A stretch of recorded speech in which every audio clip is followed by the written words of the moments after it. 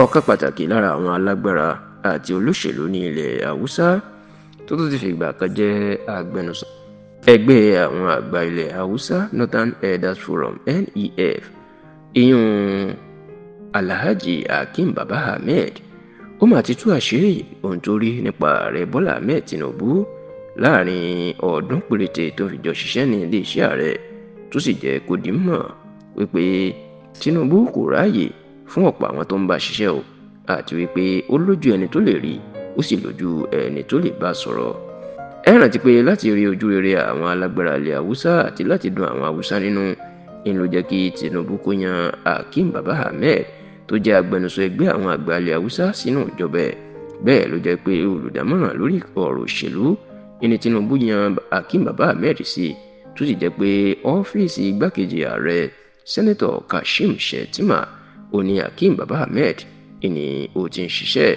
Ṣùgbọ́n lójijì ni Hakeem Baba Ahmed ló máa kọ̀wé fipò sílẹ̀ tó lóun ò ṣiṣẹ́ nínú ìjọba Tinubu mọ́,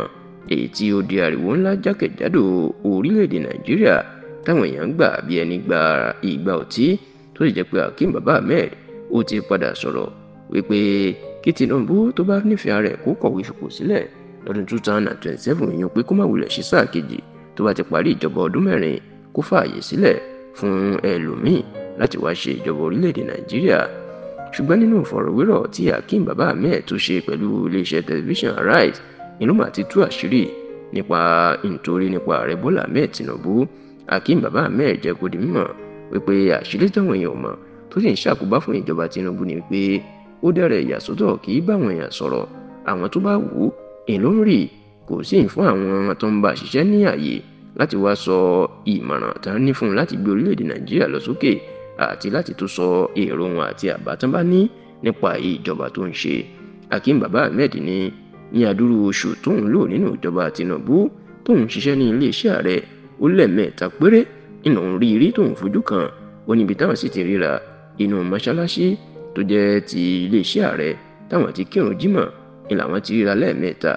onímọ̀ sì ṣe ríra náà kò sí àǹfààní wọn àjẹ́ kóun ráyè kí débi pé òun yóò bá a sọ̀rọ̀. Hakeem Baba Ahmed ní bákan náà lórí bẹ́ẹ̀ ó ní bẹ́ẹ̀ náà lórí fọ́pọ̀ àwọn mínísítà àtàwọn alágbára tó ń ṣẹ́nu ìjọba Tinubu olóhùn ò mọ ìdí tí Tinubu fi ń ṣe léyìí o. Ó ní ọ̀pọ̀ wọn ni ò ń jẹ́ kí wọ́n rí òun tí ọ̀pọ̀ wọn kò sí lè bá a sọ̀rọ̀. Hakeem Baba Ahmed ní gbogbo eléyìí nínú òun rò tóun fi kọ̀wé fipò sílẹ̀ nítorí pé òun kàn wà ní ipò olùdámọ̀ràn lórí ọ̀rọ̀ òṣèlú ni òun ò ríṣẹ́ ṣe, olóhùn ò lè mú mọ̀ràn wá, ó ní olóòótọ́ lòun sì jẹ́ òun ò lè máa gbowó oṣù láì ṣiṣẹ́. Ó ní ìdí èyí ni lòun fi kọ̀wé fipò sílẹ̀ láti máa lọ sí ilé nítorí pé òun ò lè máa ṣiṣẹ́, òun ò lè máa gbowó oṣù láì ṣiṣẹ́ kí òun kàn jókòó sí ojú kan.